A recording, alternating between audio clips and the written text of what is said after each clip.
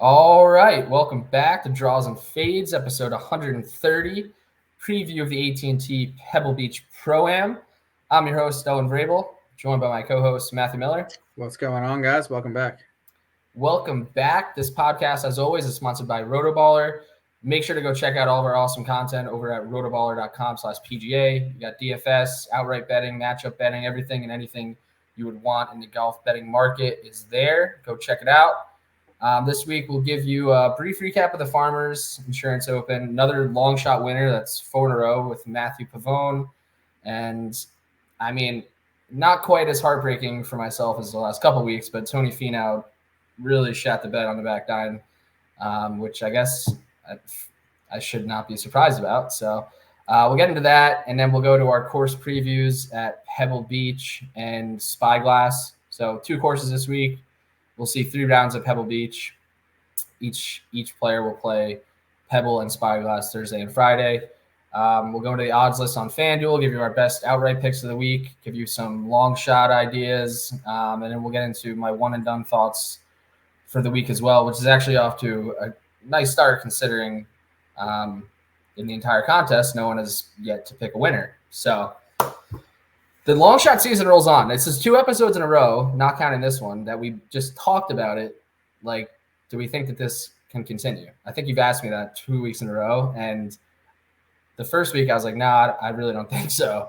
And then last week I was like, you know what? Fuck it. We're going to throw in some long shots regardless. And then, yeah, I mean, there's a lot of talk on, golf Twitter that, and I think more even like the casual fan, like looking at the leaderboard was not very appealing. I mean, I thought it was a relatively strong field. Obviously, there were 4 big names, but then, some up and coming superstars like Minwoo and Ludwig. And, we just did not see a lot of cream rise to the top as we thought might happen. So I don't know. It was, I guess the shocking run continues. If you had told me that I could bet 5 guys on Sunday, looking at the live odds, like I probably still don't take Matthew Pavone. So that's where we're at. How'd you feel about the week? I know that I guess you didn't really have anyone super close to contention come Sunday, but yeah, I didn't really have anyone in the mix on Sunday, and I mean the leaderboard, it just did not do it for me. I know that Torrey got hit hard because of Pebble, the elevated event next week. So a lot of guys who normally show up, didn't show up this week because they're playing next week. But that is not a leaderboard we're used to seeing on Sunday at Torrey Pines. The one thing about that course is it kind of, like in the past at least, because we got strong fields, it kind of did a good job of weeding out the weaker players. And for the most part on Sunday, the cream did, rise.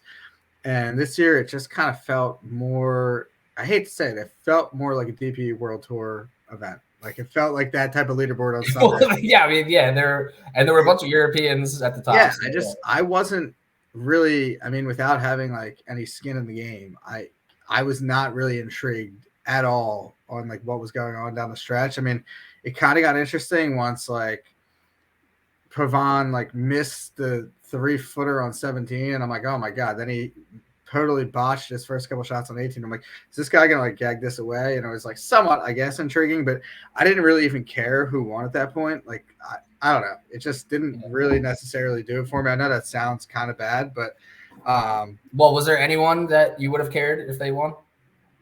Yeah, I mean, it would have been cooler if there was like, I don't know, maybe someone in the mix who was a little bit of a bigger name. And maybe that's just also a little bit because of like the way it's gone the last couple of weeks. And I'm just kind of like, it's always cool to get a long shot winner. Oh, we weren't expecting that. When it's 4 in a row, I'm getting a little sick of it. I'm ready for like one of the top dogs to win now. Yeah, that's fair. Maybe not top, but like someone, within the top half of the board. Right. It's just, I'm just kind of getting, when you get a bunch of like, not no name, but long shot winners, it's just kind of less interesting. Yeah, that's fair. To give credit where credit's due, though, I mean, everyone played the same course. Xander and Tony both played well on Sunday, and obviously Finau's got to 11 under, and then immediately bogeyed 2 of his next 4 holes, and also had an 8-foot birdie putt. I mean, the putting was an atrocity. I tweeted about it, but like it's just visually, even if you don't really, even if you're not like a follower of golf or like play golf, like you're like, is that guy playing the same sport as everyone else? Like, what is he doing with this putter? It looks horrible. The results are obviously equally as bad, but I there are weeks where he putts okay, and I think that's what was frustrating. Obviously, if you bet Tony, Ludwig, even Xander, they all had a ton of missed putts, and we talked about it. POA can offer that type of problem to players where the 5 to 10 foot putts are still tough. Even inside 5 feet is still tough. But at the end of the day, a lot of people were missing those putts, but Finau lost like over 3 strokes putting. So you're not going to win like that. That was painful. And I will say, though, that was the impressive part about Pavon. I mean, he obviously made a couple of huge putts. The one on 18 was huge. And that was following 16. his miss putt on 17. The one on 16 was huge. So, I mean, all things considered, I think he obviously deserved to win that event. But it really would have – and that's what made it a little less painful for me because Finau could have gotten to 13. But, there was trouble on a lot of those holes. You get it in the rough, you're not going to be able to get to the green. And it was obviously if you think like, 7, 8 feet, you got a good chance to save par, but Tony wasn't doing that. So, another week in the books where a long shot takes it home. And I'm scared to say that the streak will end this week because I have no idea. But the only thing about moving forward is now this week in particular is obviously a shortened field on 80 guys. First elevated event of the year. So I guess there's less. Second, but true. But true. Yeah. But it feels like the first. Yeah. But if you look at the odds board, technically it's still plenty of chances for long shots. So definitely not going to discount that. I think we're going to talk about we talk about long shots regardless, but I'm betting more long shots than I have previously. Because of what's going on. Yeah, you have to. And I mean, last week ended up being, Finau finished at 10 under, but Taylor Pendrith ended up being really my best chance to win, and he went off at 120 to 1. So, yeah, I mean, a lot of those guys that were in the mix, like Jaeger, Højgaard was the guy closest to the top of the board. That he was still like what 50? 50, yeah. So, So another week, another. Not really close to hitting an outright last week, but everyone's in the same boat here. It's been a rough January for the community, I think. For sure. It's been so hard to predict, all of them. Yeah, very hard to predict. And there's been popular guys in the mix, and just haven't come through. So we shall see what happens next. But I'm not even going to say. I'm saying I'm relatively confident that top of the board is going to win this week, but we'll see. Wow, how high up? No, I just mean like kind of. I would say on the odds board, like less than. I think under 40 to 1. Okay. Yeah. You see what I'll extend that to 50, under 50 to 1. But what we also don't want to happen is like, all right, we're sick of these long shot winners, and then either like Rory or Scotty comes out and wins. Yeah. Yeah, because obviously, I mean, if people listen to the show, we typically aren't betting guys under 10 to 1. So when we get to the odds board, you'll understand why we're not doing that. But we are at Pebble this week, which is always exciting. And this year, I think, is more intriguing than ever because since it's an elevated event, we have a lot more players here that don't typically play here. I mean, this has kind of gotten sandwiched into a spot where a lot of guys kind of skip this event. So we have obviously a stacked field for what the PGA Tour can offer at this point. And we're only getting 2 days of the Pro-Am. So the amateurs will be off the course after Friday, which I think is great. So Saturday, Sunday, we're getting full. We should see a ton of shots. Obviously, it's a no-cut event. We should see a ton of shots from the guys in contention. And I think that's great because I think that gets lost sometimes where it's almost like, a lot of the other Pro-Ams, it's like, Sunday is really the day where it feels like you can get into watching the event without tons of, unnecessary interruptions from Bill Murray and whoever else. So I'm excited about that. And I guess because of the elevated event, I guess I'm not really sure of the reasoning, but they're only doing 2 courses. Typically, this is a 3-course event or three-course rotation. So Monterey is not being played this year, which they also did in 2021 when Berger won. Yeah, with So, COVID. so we got good vibes from that. Yeah. Yeah, I think the reason it's cut down is So less because amateurs. the field, Right. the field's only 80 guys because the Right. elevated event, so, Yeah. which is good for us. Yeah, so Monterey out of the rotation. So we'll take that. Yeah. So yeah, let's give us a little insight on Pebble and Spyglass, and then we'll get into the odds board. Yeah. So Pebble Beach and Spyglass are going to rotate between Thursday and Friday, playing those 2 courses, and then Saturday and Sunday will be at Pebble Beach. So there's 3 rounds Pebble, 1 round at Spyglass. Kind of similar, not exactly similar courses, but in terms of length and yardage, par 72, Pebble is just under 7,000 yards, Spyglass just over 7,000 yards. I'm going to spend more time on Pebble just because we're getting 3 rounds there. Spyglass, a little more protected with trees and whatnot, a little more opportunity to hit driver. You're not going to be hitting much of that at Pebble as we get into. I think they're both fairly similar, I guess, in terms of scoring. If we get a lot of wind this week, which kind of looks like in the forecast, it might be a little bit ugly. Maybe Spyglass will be a little bit easier just because it's slightly more protected. And Pebble, you're kind of right on that coast, and if that wind picks up, it does get really challenging. So that might be something to take advantage of if it's going to be windy all week. Pebble, like I kind of mentioned, you're hitting less than driver off the tee in a lot of holes. The fairways are not that hard to hit. There's going to be a lot of approach shots, 150 yards are in, so wedge play is going to be key. We kind of talked about this before the show. I'll get into it too. So the way the course is set up, obviously in a lot of the par fours, they'll be taking less than driver and then something 150 yards in on the green. The par threes, the 7th hole is really short. It's like 100 yards. It's kind of, that iconic hole. But the other 3 par threes are actually 200 yards plus. So for those holes, that's going to be 3 holes where you're hitting 200 plus yards, kind of that longer approach.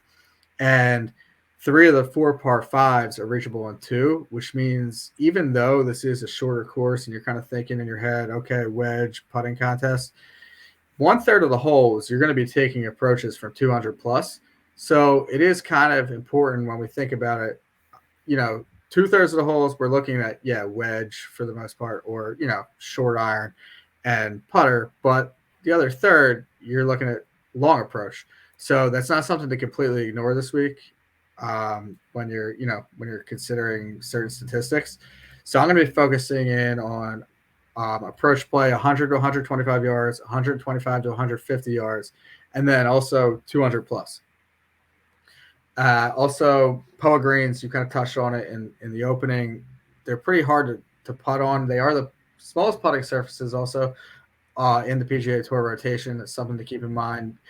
There's going to be a lot of short approaches in, so maybe it is a little bit obviously easier to hit the green from shorter in, but with small greens there's still going to be missed greens as well, and especially if that wind gets going, there might be more missed greens. So around the green might be something to keep an eye on as well. I know that's something that you're kind of focusing in on this week.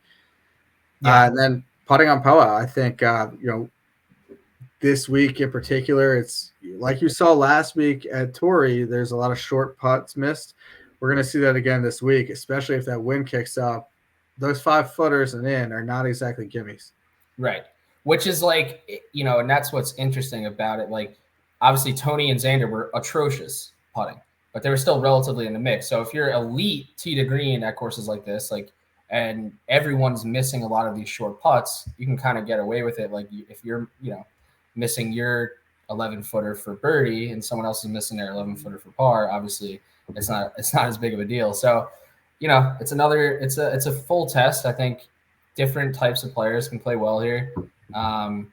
As we've seen with past winners, we've had some long shots like Ted Potter Jr., Vaughn Taylor, even Nick Taylor. And then we've seen some bigger names win, like Spieth, Berger, Rose. Obviously, Phil had a ton of success here, DJ. And I think this week in particular is obviously different. Pebble Beach hasn't seen this strong of a field in quite some time, probably since the last time the U.S. Open was here. So from that standpoint, I think it's tough to gauge how some of the top players will play here this week because of the unfamiliarity. And, if you're not playing a ton of California golf, like we've seen last week, the POA can really sneak up and get you. So something to keep in mind. I'm kind of leaning towards guys who do play the California swing pretty frequently and have some success here and do have somewhat of a well-rounded game. I think that I'm more focused on the shorter proximity distances and being able to get up and down. And it's the putting aspect is like, I'm looking at it, but it's hard to even really gauge a ton on, I guess if someone's atrocious at putting on POA, probably stay away. But, it's putting is a weird thing. Some weeks could be horrible and some weeks could be good. So I'm actually moderately nervous that Tony Finau figures something out over the week and fucking wins this thing when I'm definitely not betting him. So, yeah, let's get into the odds board. I think we're pretty well prepared. We got Rory and Scotty here, so that opens up a lot of alleys for some good value down the board. Rory's going off at plus 750 and Scotty at plus 850. And then no surprise, Victor Hovland and Xander Schauffele followed shortly after, both at 12-1, plus 1,200. So those are the top four this week. And then you get a little bit of a gap to the 18-20 numbers with Spieth, Homa, Cantlay, Morikawa. And that's kind of the top 8 on the board that, these are the elites of this field. And yeah, I think it's pretty tough to stay away from the top part of this board this week, even though we've seen a ton of long shots this year. I think we're due for one of these top players to win, which is a little scary considering I'm definitely not taking any of the guys at 12-1 or under. So did you look at that? I mean, I've seen people consider maybe Victor and even maybe Xander, but when Scotty and Rory go off at under 10-1, my assumption typically is that the only people betting those guys are people who don't bet golf regularly, but maybe I'm wrong. Yeah, I mean, it's just, it's so hard to take someone at that number. I would almost not. I mean, I would never do it in this type of event with this many big names. The only time you really would even kind of justify doing it, I guess, is a situation that we had. John Rahm won like the Mexico Open the other year, and I think he went off at like 5-1, but he was just like the best name by so far that it was like if John Rahm brought like his B+ game, he was just going to win. And that's what happened. But even in this field, I mean, Rory and Scotty, like, they don't play here regularly, number one. But even number two, like if they're playing well, if Cantlay or Spieth or Victor plays well, like they could also beat them. Like so, It's not like they're clear cut way better than the rest. So I definitely would not recommend doing this in this type of field. Right. And I think the reason that they're probably under 10-1, although we'll see them at odds that are, around this price for a lot of different events, but when it's a no-cut limited field event, there's just less guys that have a chance of winning, so that gives the books more reason to place them where they are. But yeah, I'll be surprised to see people take them. I think easily either of them could win, but yeah, lack of kind of course history, and it's just really tough to bet guys at that number. And to quick note, I mean, Rory obviously to start this year has been pretty freaking good. He won in Dubai, and then his first event of the year, he kind of gagged it down the stretch, but he could easily be 2 for 2 in 2024 with 2 wins. So He definitely is a little bit scary at the top of the board there. Yeah, I guess if you take the DP World Tour seriously, which I don't. So, and I thought I was throwing some jabs at the DP World Tour guys to start this. Yeah, I mean, I don't know, like who else was in those fields? Like, I mean, but at the same time, obviously, guys at the PGA Tour are winning that a lot of people haven't heard of before. So, yeah, I mean, it's not like he's playing good golf. So, but at the same time, you probably similar amount of worry for Rory winning as any other week. I feel like he pretty much always plays well in Dubai, so it's not like a shocker. But it is interesting now that they've made this an elevated event, seeing some guys that don't play here often playing here. So yeah, I think Xander and Victor will be thought about. I'm not going to do it. I think I would probably lean towards Xander if I were to play two of them, just because of the California ties. Plays a lot more California golf and has played pretty well to start this year. Obviously, didn't putt well last week, but was phenomenal tee to green. And we haven't seen Victor, right, since what, Tournament Champions? Yeah, we have not seen him. So I'll give you my brief thoughts for guys under 25-1. I am heavily considering taking Spieth and Cantlay for pretty similar reasons. They both are obviously play very well at Pebble. Cantlay, I believe, has like 4 straight. Maybe not 4 straight, but I think 4 straight top 11s at Pebble. So obviously plays well here. He didn't play great last week, which is, I guess, kind of a surprise, but he just couldn't putt, didn't really do anything particularly well, which I guess was weird because he was good on the North course right on Thursday, and then he just didn't do much. Yeah, so I guess that would be my biggest concern with Cantlay currently, but I feel like this course fits him really well. Very well-rounded game. Going to be good off the tee. I expect him to kind of figure out the putting woes. He's a pretty consistent putter. He lost over 3 strokes putting last week, which I think is a bit surprising, especially someone with some California ties that plays well in California. And then, yeah, I don't know. I rarely bet Cantlay, so it's tough for me to get the conviction sometimes. But I'm heavily considering him. And then Spieth, I'm just going to do it. Last time we saw him, Century Tournament Champions, finished third. Obviously, as a former champion here, won back in 2017, I believe. Did not play well last year, finished 63rd, but second year prior.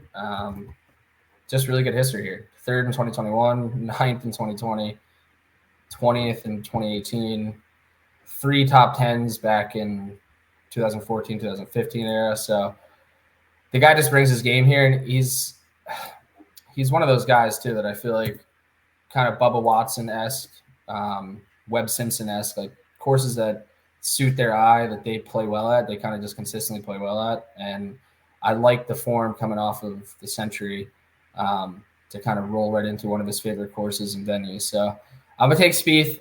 We texted about this before the odds dropped. I was hoping for mid-20s maybe, considering it was a strong field, but 18, 20-1, I'll sign up for that.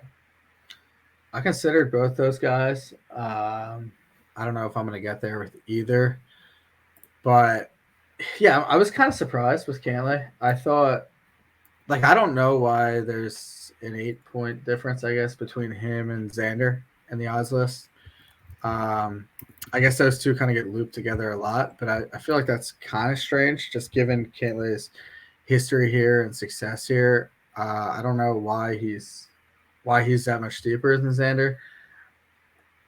Yeah, I mean, it's really just because he's been better to start the year too. I mean, Cantlay finished 52nd at the American Express and 56th at the Farmers. So 2 kind of uninspiring California swing events, even though he's typically good in California. Maybe something's a little bit off, but yeah, I just feel like this is a course that he's regularly at. I would prefer him over Xander here, but either way, I thought about Cantlay. I don't think I'm going to do it. It's Spieth. I was so close to doing it, but he gave us a run at this Century. We both had him, but he did a lot of his damage there putting. So I pivoted. I went to I'm going to take Max Homa. Yep. Got a little better number in front of him. He had 2 in front of his name. I'm stalled on it. He's coming off 2 average starts to start the year, 13th at the Farmers, 14th at the Century, but his 13th at the Farmers, it just kind of felt like he was never really in the mix. He kind of hung around all week. I mean, that's what he does. He grinds, but he never really got himself to truly, contend. But it is California Max. His last 3 starts at Pebble, he's 7th, 14th, and 10th. Hasn't played here since 2021, but good history here. When he did play here, he's got some California wins in his career. Won at Riviera, won the Farmers Insurance last year. Maybe he could take home the California trifecta this week here at Pebble. Statistically, I think that he rates out well. He's third in the field in the last 24 rounds putting on POA. 14th, last 24 rounds, approach 125 to 150 yards. And, even though he hasn't really done a lot in the majors, he's proven that he can win kind of some of these bigger, regular events. This is an elevated event. He won the Farmers last year. He kind of went head-to-head and lost to Rahm at Riviera. So he's kind of showed up in, these West Coast bigger events. So I'm going to take him this week. Hopefully he gets back on track, kind of makes those little small changes to go from the 13th and 14th back to, Sunday contention. All right. Fair enough. Yeah, I mean, Homa was definitely on my radar. But it's interesting. His numbers really get slashed in California, obviously. And I think it's maybe it's something to get used to for sure. But I really like betting him more in like the 30, high 20s range, which we may not see that again in California, at least if he continues to play well. Because like you said, I mean, he didn't really contend last week, but he certainly wasn't bad. He finished 13th, and but yeah, never really sniffed contention. But although Sunday he got off to a hot start, or Saturday, which I forgot to mention, I really like the Wednesday Saturday format. I feel like they should maybe try to do that during football season in the fall swing, like compete against college football instead of the NFL. But maybe that's just because we went to UConn and our football team sucks. But but yeah, I wouldn't be surprised Max contending here. I just didn't. I convinced myself I was going to bet Spieth pretty much regardless, and them being right around the same number. Although I feel like I kind of talked myself out of taking Patrick Cantlay at this point. Yeah, which is weird. You could be in on Homa. No, I'm not going to be in on Homa, but I think I'm just going to maybe spread my wealth down as we get further down the board. So, yeah, no love for Morikawa for me this week. I mean, he's burned me a bunch, but he looked horrible last week. Obviously missed a cut in pretty horrific fashion. I mean, he wasn't playing horribly, and then he sent one OB on 16 or 17 on his second round on Thursday, and missed the cut pretty convincingly. So what did he shoot on Wednesday? He was like -6 or 7, right? He was definitely better than -4. I don't think he got to 7, but he was between 4 and 6 for sure. So he needed to shoot even par basically to make the cut, and he shot over par. So that'll do it. And I think him and Cantlay kind of not playing well last week kind of screwed us on our Spieth and Homa numbers.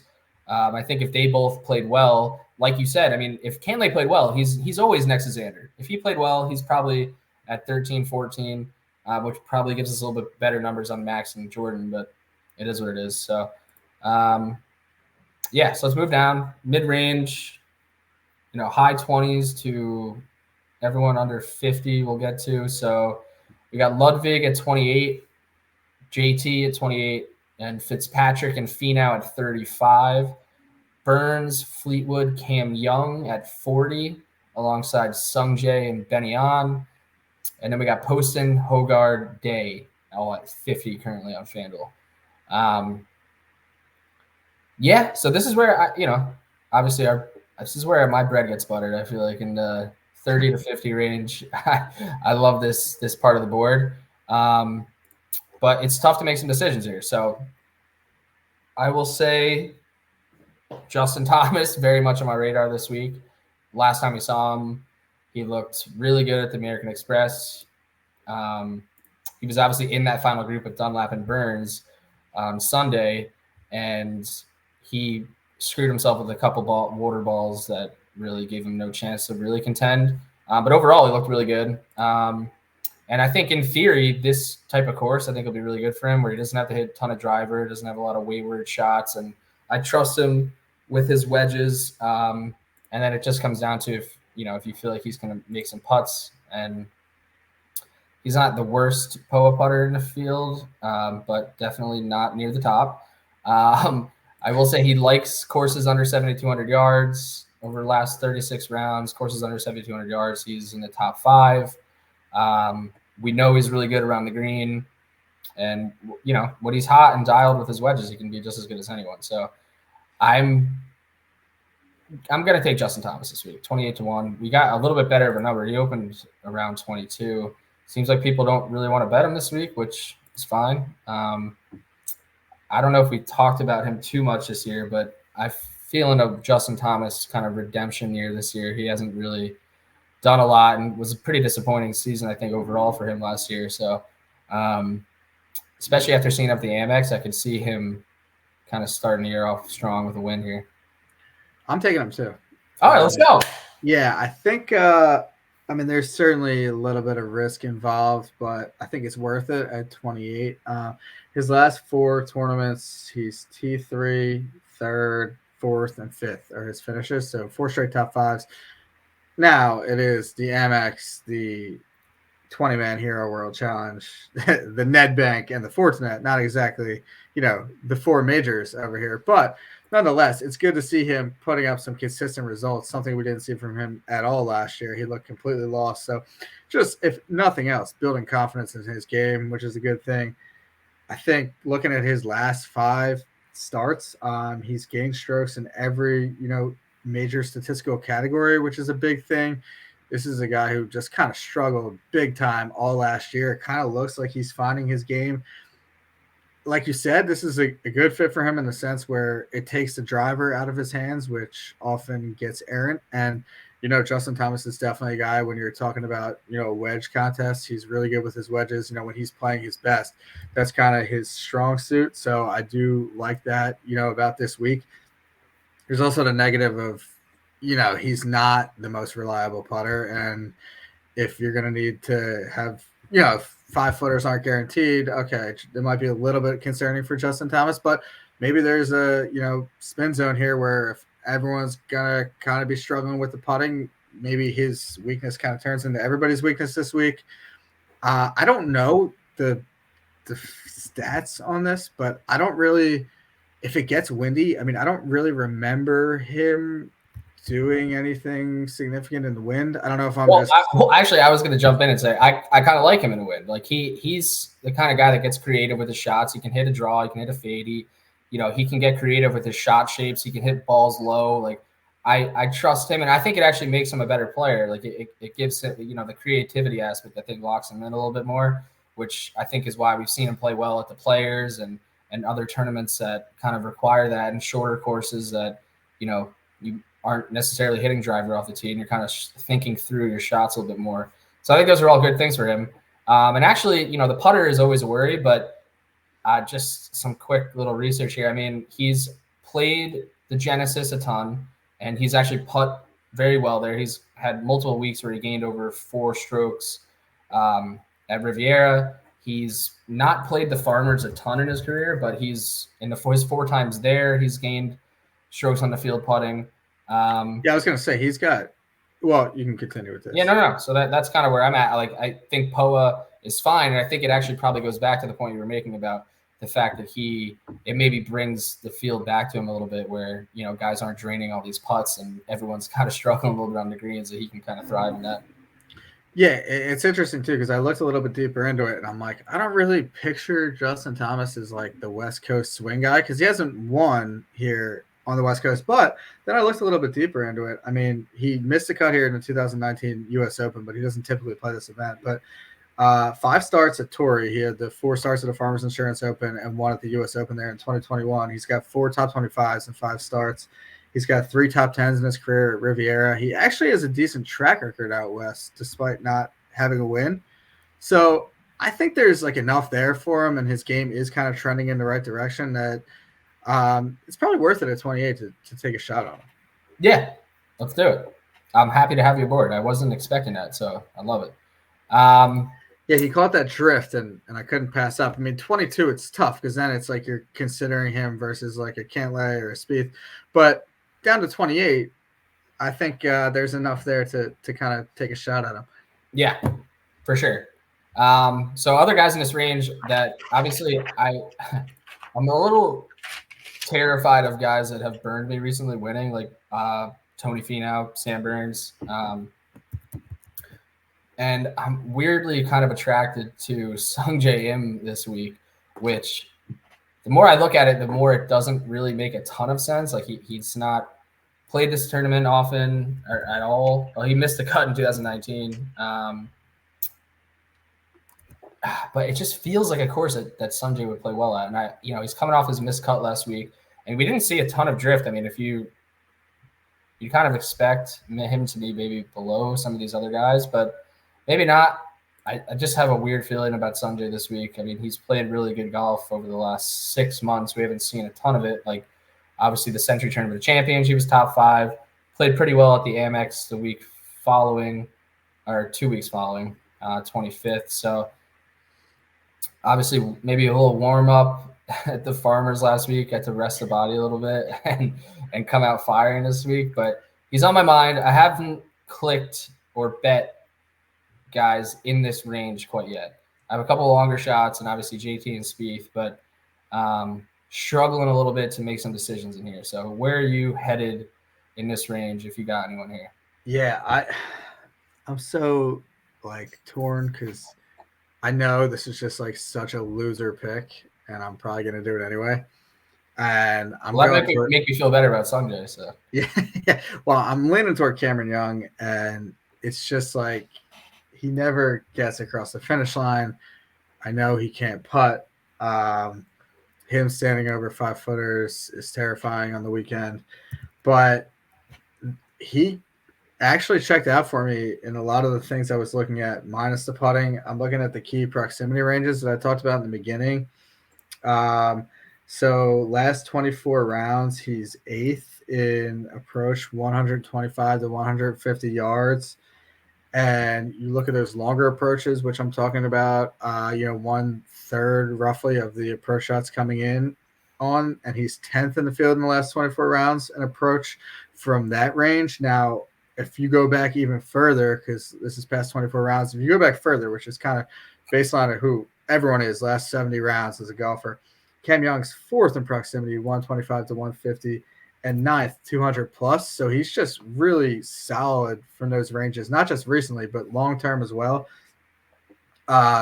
He's a bad putter, but if putting, we kind of spun on that with Justin Thomas. If putting is going to be kind of more of a question mark this week, maybe that doesn't kill him as much. He does have a decent history at Riviera. His last 2 starts there, he came 20th and 2nd.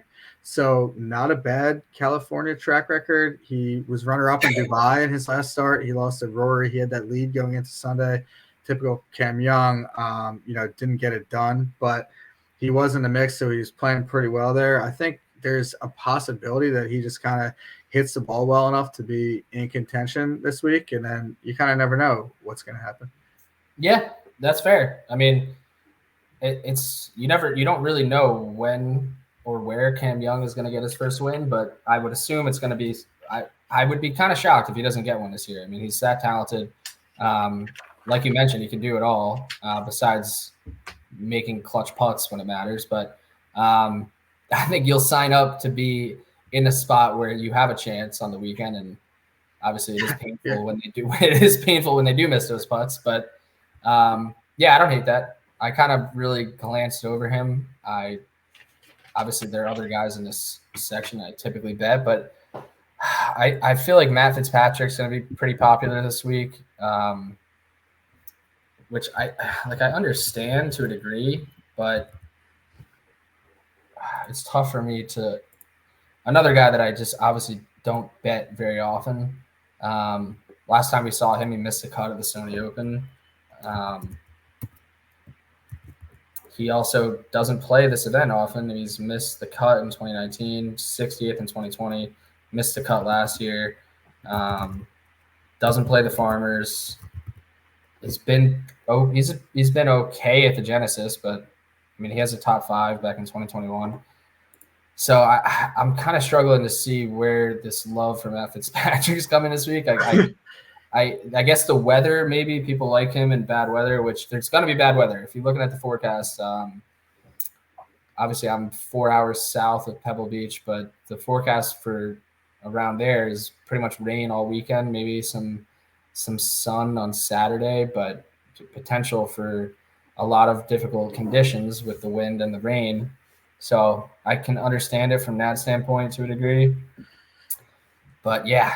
So I'm actually, this is typically the spot that I love, and I'm having tough time pulling the trigger on anyone. Ben On and JT Poston, obviously off the really hot starts in 2024. Kind of weird seeing them at 40, 45 in this type of field. Højgaard played really well last week. He's a 50. I think you can consider him. And then Jason Day, another guy with tremendous course history, sitting at 55.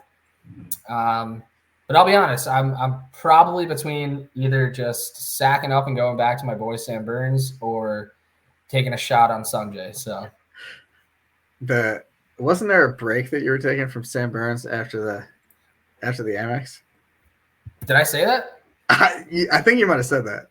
Well, he didn't play last week, so that's a break. Technically, that's your break, yeah. Yeah. I mean, I'm addicted to betting Sam Burns. He's won me a lot of money, and I think that week at the Amex is like, there aren't a ton of times where he closes a lot of tournaments. Like, obviously, he has 5 wins on tour already. It feels like when he's in contention, you have a good chance. And I did till the 17th hole. So I'm trying to not give him too hard of a time. But it's also easier for me to say that on Burns instead of Finau, because I've been there for a lot of Burns wins, and Finau's are tougher to swallow.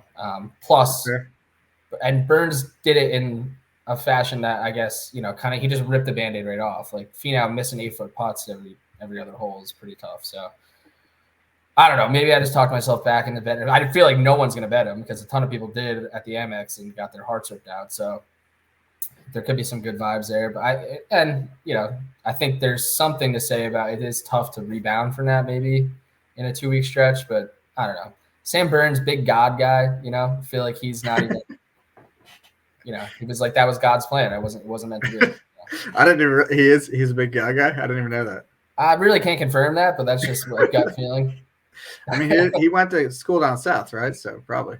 Yeah, I don't know. Him and Scotty Scheffler are boys. I feel like Scheffler talks about that all the time. So. Yeah, Scheffler definitely is. So. Yeah. So that's my spin zone on Burns, but I've yet to pull the trigger on him or Sungjae. So anyone else under 50 before we get into some relative long shot range? I thought about Poston. I think his stats are like really strong to start the year, and this is another course that I think would be good for Poston's game, where like length isn't necessarily required.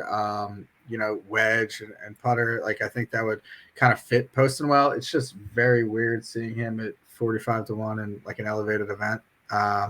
So I don't think I can get there at that number, but I do think that he's been playing really well, and this theoretically should be a good fit for him. And he kind of has been filling the ranges that we're looking at this week. He's been hitting it well from that range lately. I just don't necessarily see him doing it at an elevated event when he didn't get it across the finish line in some of those, weaker field tournaments. Yeah. I mean, it's tough to get the ball across the finish line regardless, but yeah, I guess seeing him at 45 is definitely weird. But yeah, he checks off all the boxes. I mean, he's phenomenal in the ranges that we're talking about from 100 to 150. I guess he's probably not the best long iron player per se, but if he's laying up on those par fives, I mean, he could easily get himself close. And he's actually been really good just overall strokes gain approach over his last 24 rounds. He's top 15. He is good on these shorter courses. So I think it'll be one of those, looking back, like, shit, we probably should have just bet him anyway, which I did at the American Express when he had his odds starting to get slashed after he played well at the Sony. He's just played well to start the year. Obviously 5th at the Tournament of Champions, 6th at the Sony, and then 11th at the American Express. And there was a weird situation a few years ago where like we had this exact conversation about Max Homa before he won Riviera, and like where he had a bunch of good results, and we're like, yeah, but like he didn't get it done then. Like he's not going to win like in a field like Riviera, and then he went and won. So what are you saying? I don't know. Now I'm like starting to get nervous, like that Poston might actually win. Yeah, but I'm like getting a little nervous about it. Yeah, well, the other thing I'm not ruling it out now. All right, that's fine. Well, we could say we talked about it no matter what. Yeah. But for our bankroll, it would be nice if he did win for us to actually be on it. But I will say, just as a precursor to this event in general, because it's a no-cut event, because a lot of the bigger names are here, the odds, I believe, will be pretty good live throughout the week, especially like a guy like JT Poston, unless he's up 3 or 4 strokes heading into Saturday. Like if he looks good on Thursday and is T12, T15, I still think you're probably getting a at least over 20 to 1 on him. So that's just something to consider, because the other thing about the no cut event is that if guys like Rory or Scotty get off to poor starts, like their odds aren't going to slide a ton, because the books know that they have 3 days to make it up, regardless, since it's a no cut event. And I don't think we touched on it too much. Maybe you did in your preview, but this is not a birdie fest by any means, but it's not going to, although it could be like last week where the finishing score is around 12, 13 under with the weather. But, typically you're finding 16, 19 under, really in that ballpark. I mean, the last 5 years have been 18, 19, 18, 19, 19, 17, 19, 17. So, it is, you're going to have to make birdies here. But it's not like a true birdie fest. And with the wind and the rain, it could play much tougher. So all I'm saying is live betting, definitely consider it this week. Yeah, well, and I also think there's an element of like there's one last round of a pro-am. So last year and the previous years before, you have 3 rounds of pro-am at Pebble Beach.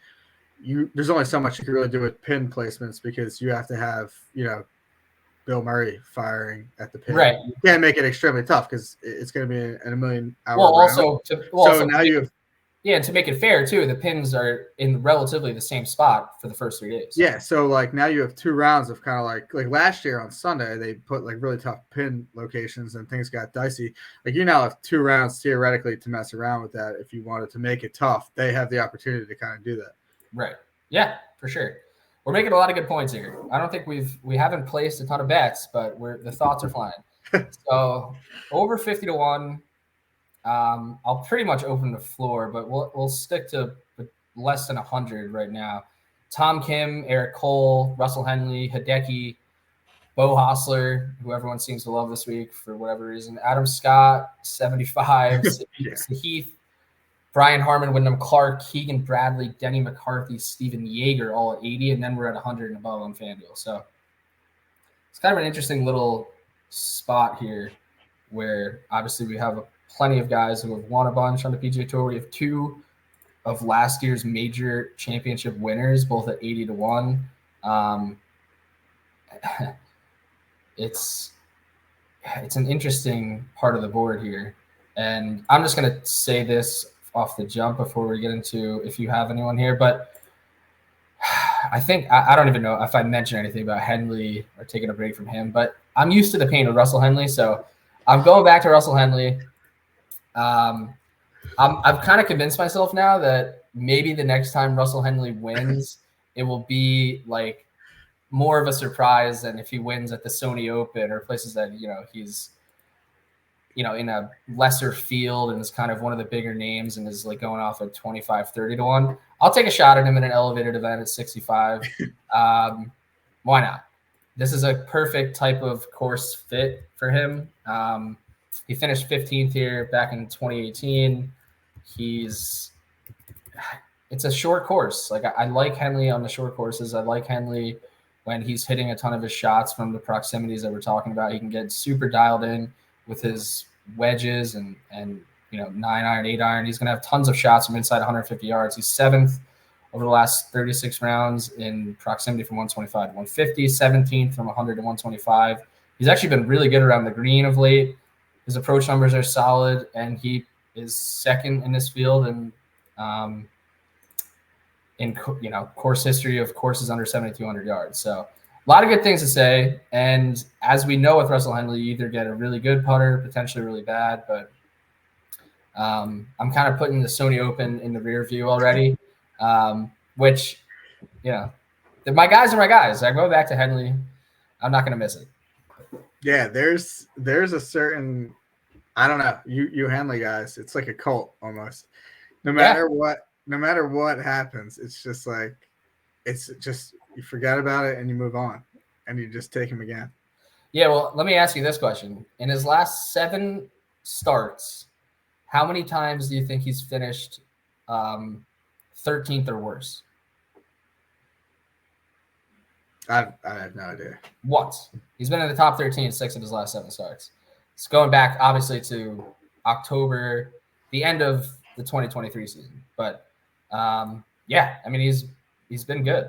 So the Sony Open is one thing, but everything really looked pretty good that week. His approach game was solid. He actually really gained a ton of his strokes around the green and on the green, which I don't hate this week.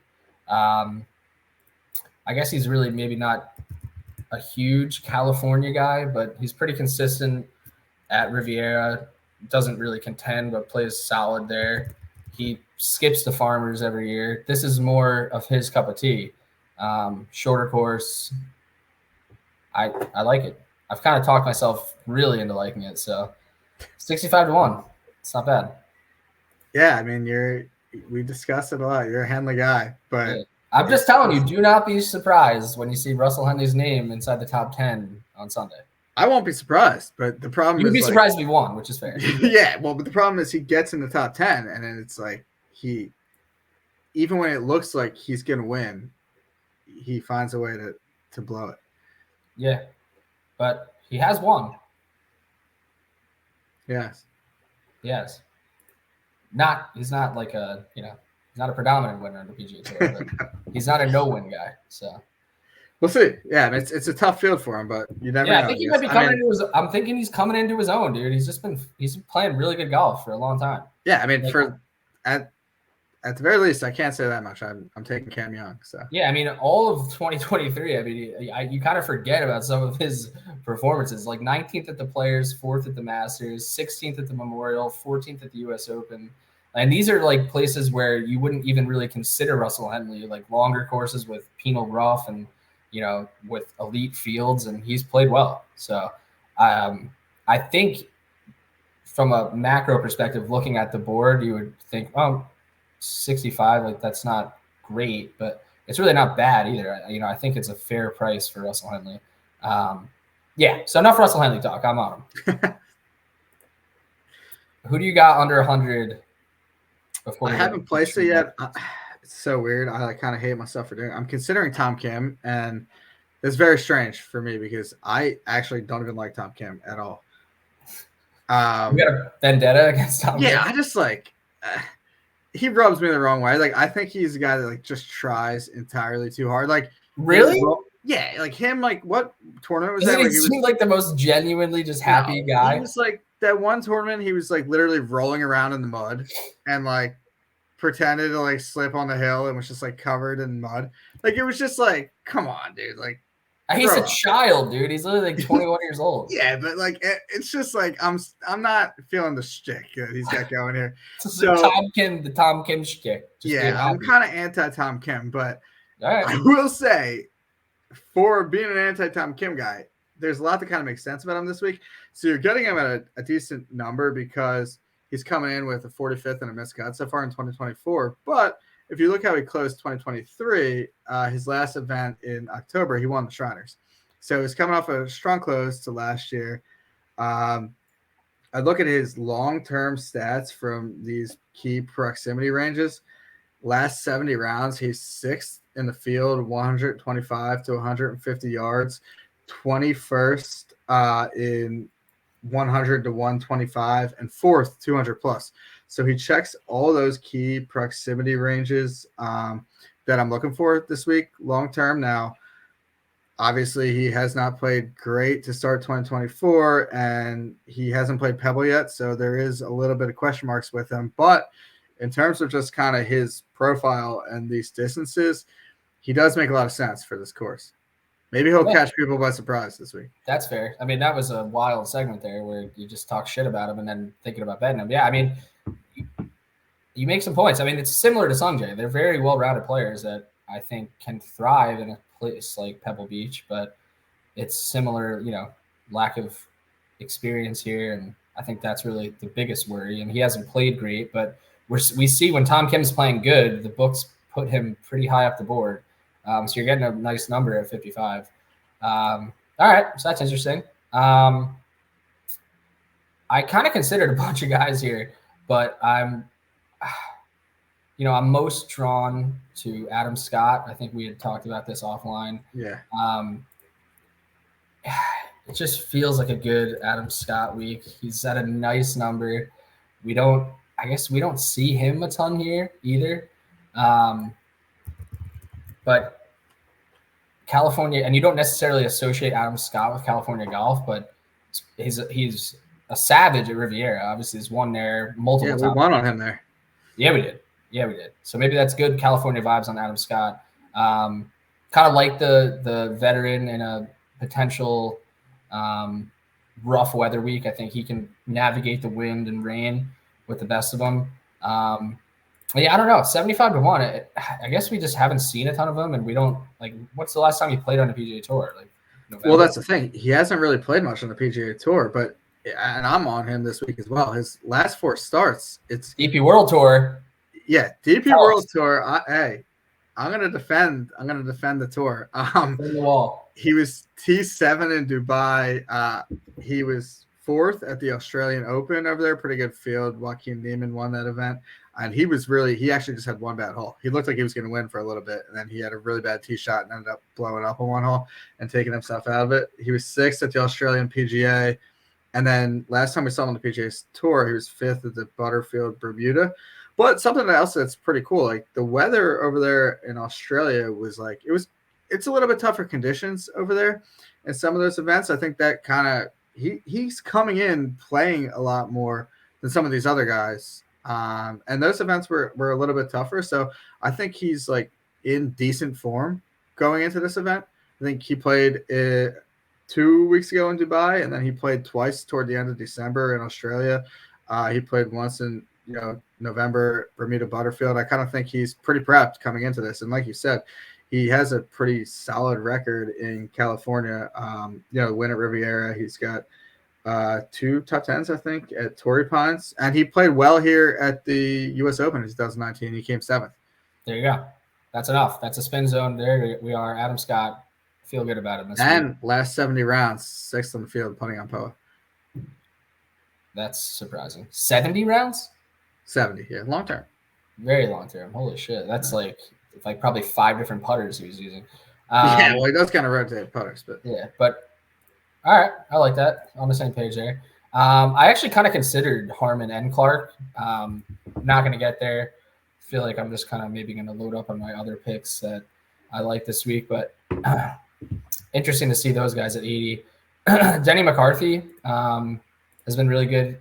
A putter on POA. I mean, he's really a good putter everywhere. But not going to get there on Denny this week. And I was telling you, I'm kind of becoming a Steven Yeager guy. I think it's because of the Keith Mitchell. I wouldn't picture you as like a Jaeger guy either, but dude, I don't know. It was kind of firing me up, dude. The chest hair coming out of the buttons, like it just. And honestly, we need it now that Harry Higgs is gone. We need someone else to fill the void. And he looked completely unfazed by the moment for the most part on Sunday. Until he just kind of. Yeah, I mean, he just kind of gave away a couple. Yeah, he had a really bad tee shot on one of those holes, but he didn't look fazed by it. I'll say that, even though he was blowing the tournament. But I'm not going to take him either this week. I'm going to dip down into the hundreds and above. I guess I really only have – I mean, I'm considering 2 or 3 guys that are pretty deep, but I think you'll like this one. I think I don't know if we were – I think we were both on him. I know you were definitely on him, but Keith Mitchell, 110-1 right now on FanDuel. Apologies. We had him last year, yeah. Yeah, we did. And this is this episode's going a little bit longer. I don't know where we got off track here, but we got to talk about Keith. We did go on a couple rants and Tom Kim and Russell Henley. Yeah, well, so we got to talk about Keith Mitchell. 4th last year at AT&T. And I kind of don't even want to steal your thunder on your talking points on Keith Mitchell in general, but short course. I'm jumping on board your short course Keith Mitchell narrative. Yeah, and you know what? I saw people on him last week at the Farmers, and he was coming off like a good result at the Amex, and I saw people jump on at the Farmers, and I'm just laughing to myself, you suckers. They don't know the short course narrative of Keith Mitchell. There's no way he was gonna do well at Torrey, and he didn't. And now we got a good number for him this week at Pebble. 4th and 12th last 2 years here. Short courses, there's lots of luck. Now, I will say some of his stats are not great leading into this, but he does have good history here. He's coming off a good start at the Amex. And I do feel like also some of the numbers are slightly skewed because he did play well at the Amex, and we unfortunately don't have the statistics for that because we had 2 of the 3 courses in rotation that aren't tracking. Right. Yeah. Yeah, so I guess the only thing I'm a little bit worried about is I think he hasn't not been consistent at all with his approach game. And in this field, the proximity breaks that we're talking about, the 78th in one of them, so that's not great. But it's a smaller sample size. But yeah, I mean that's the one thing that may be holding him back a little bit. But like you said, the American Express, we don't get a ton of data on that. Gained 11 strokes total, so he was obviously doing some really good things out there, whether that was putting on the POA or just having success from the fairways. So yeah, I think he's worth a shot this week. Yeah, 110. Yeah, why not? I mean, he's played really well here. I think he kind of sucked. Like the Sony was tough for me to swallow, I guess, because he was like going into the weekend. I mean, he was right in the mix. I think he was like 2 shots back, and I was feeling pretty good about him. And him and Cam Davis both just imploded on Saturday. But he's been in the position before this year, so hopefully he can kind of just get locked in and give us a shot over the weekend. But yeah, 110, why not? All right. So I have a couple guys that are closer to 200. If you have anyone else you want to reference before we get there. No, this. I mean, I'm open to hearing what you have to say, but right now this is kind of where I'm probably going to cap my card. I'm taking a stand against another real long shot winner, but I'm open to hearing what you have to say. All right. Well, I think there are a few names at least worth mentioning. Justin Rose at 110 as a defending champion. Obviously, he has not played well to start the year, but it's interesting. Like Jason Day hasn't really played that well to start the year either, and he's at 50. So I think you're getting a huge number on obviously the defending champ. I'm not doing it, but just throwing it out there. Alex Noren, I think this is it's a veteran, savvy guy that kind of likes these shorter courses, can get hot with his putter. Don't hate that thought. Corey Connors, we talked about offline. Yeah, that's a weird one for me. Weird. Yeah, his number is 120 to 1. Obviously, we know what his issues are. He's a horrific putter. And I guess, he didn't finish the year too strong. He hasn't started this year very strong. 2 uninspiring finishes in Hawaii. And I guess you don't really think about Corey Connors playing a lot of California golf, and it's because he really doesn't. So he's obviously here because it's an elevated event and he qualified. So, not a ton of tourist history, but in theory, I mean, his wedge play and just overall approach game, you would think this would be a place that he could have success. Yeah, I'm just a sucker for guys that I bet, but I have to take Ricky Fowler, 170 to 1. I said this 2 weeks ago when I took him at the Amex and he missed the cut. That it's like, how far can his game really regress this quickly? I'm hoping it's not the case, but obviously he's played really bad of late. Like, the Zozo was his first appearance. The fall swing, he came in 64th. Was one of the worst players at the Century Tournament of Champions, and then misses the cut at the Amex and looked really, really bad doing it. But 170 to 1 on a guy that I just think is like well above other guys that are in this range. And from like a modeling standpoint, like he's pretty good in the short under 150 yard range. He's top 25 in both of those. He's a good around the green player. And his approach numbers still are not horrible, even though he hasn't played well. And his putting has surprisingly not been good, which I think is something that he can get figured out in a very short period of time. He can get hot or cold with that, like in the blink of an eye. So I have to take that Ricky Fowler 170 to 1, and then I mean we have to at least talk about some of these guys down here.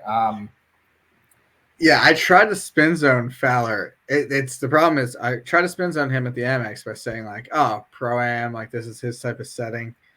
And then he sucked at the Amex, so I can't use that. I can't use the same spiel here at Pebble Beach. So I'm out of positive spin zones for him. But what did we bet him at that week though? 70.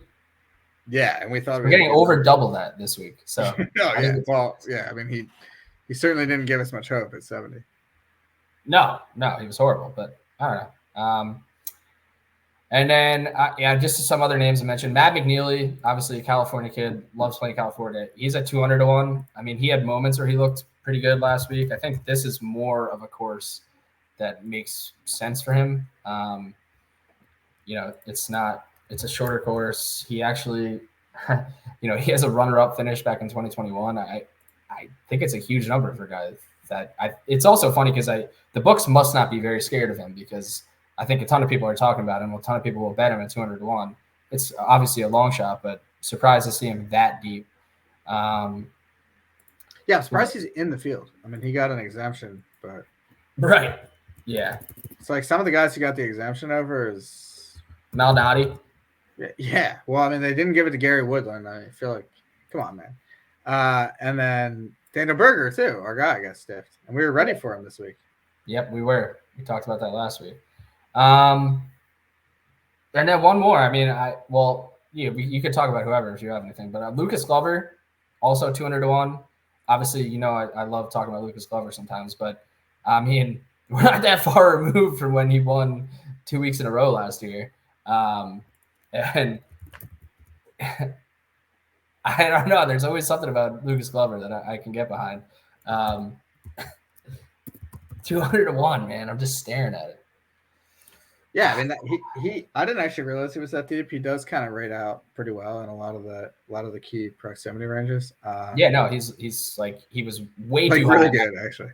Yeah, he was way too high in the model. And I kind of tried to ignore him. I'm like, it's Lucas Glover, but like 200 to 1, dude. Yeah, 200 to 1 is kind of intriguing. Another guy who's down here. Well, you can keep. No. I mean, people know I don't need to talk about Lucas Glover.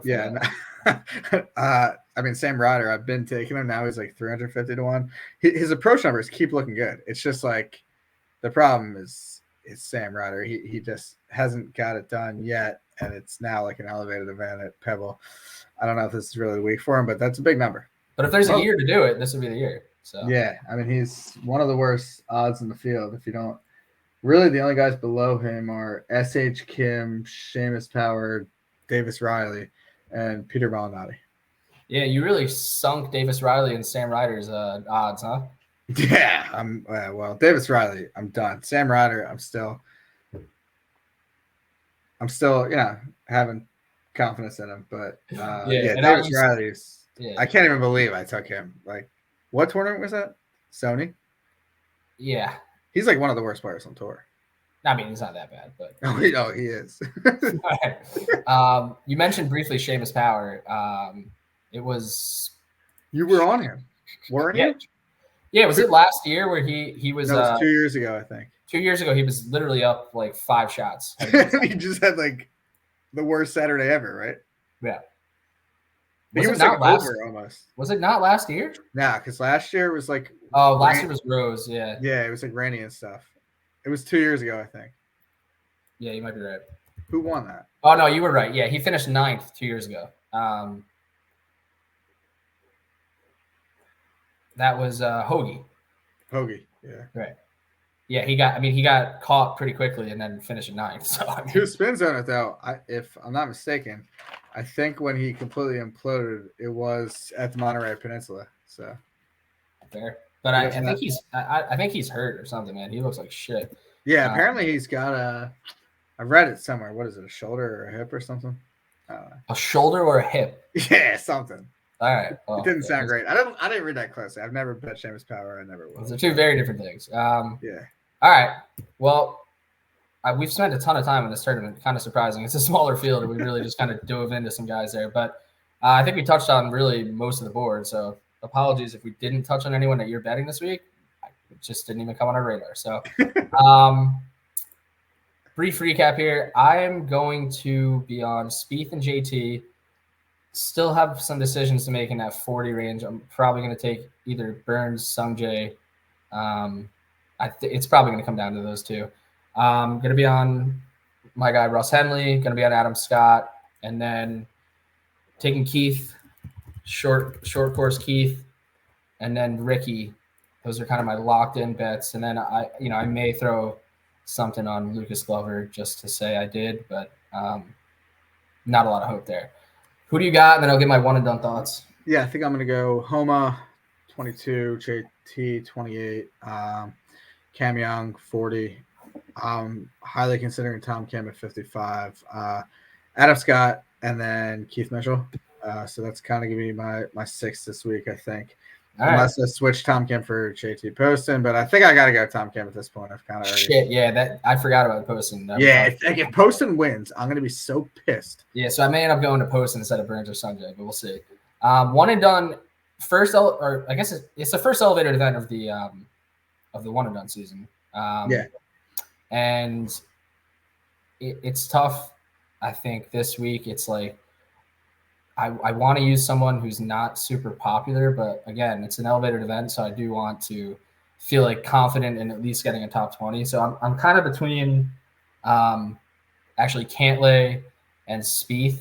I feel like I'm more inclined to use Spieth at a different point later in the year. So it feels like it would be a good week to take Cantlay. Maybe people will be a little off him after last week and kind of just seems a little bit uninspiring, but leaning towards Cantlay currently, but I'll probably be taking someone towards the top of the board. Cantlay, Spieth are kind of at the top of my radar right now. I'm in 250th place right now out of 4,000 or whatever. So, and whoever is on the guy that gets that first win is going to be feeling pretty good because this being the 4th event of the year and there having not be a winner in the one and done competition is pretty shocking. So, those are my thoughts. Anything else before we wrap up here? No, I think we pretty much covered it all. Good thing this is not a double episode with the Live. We'd be pushing on 2 hours. Yeah, no, we'd be cooked if that were the case. Which we didn't even really mention that. But yeah, Live obviously has their first event this week, but they don't have their field situated yet. They don't have odds out. There's really still a lot of cramming left for Live to get in before they start their season on Friday. But once those odds drop, we'll probably take a look at that and maybe give you kind of a short episode on that. There wasn't much time to figure it out. You got to get we won't. But we know it's at Mayakoba, which obviously there's some course history with guys, so we can kind of have some predictions as to what the odds might be. But look forward to that. And as always, appreciate you guys for listening. If you made it this far, God bless you. We appreciate it. And we'll talk to you next week. And next week we'll be at Waste Management, right? Super Bowl week. Yep. Yeah. So awesome. All right. Talk to you guys later.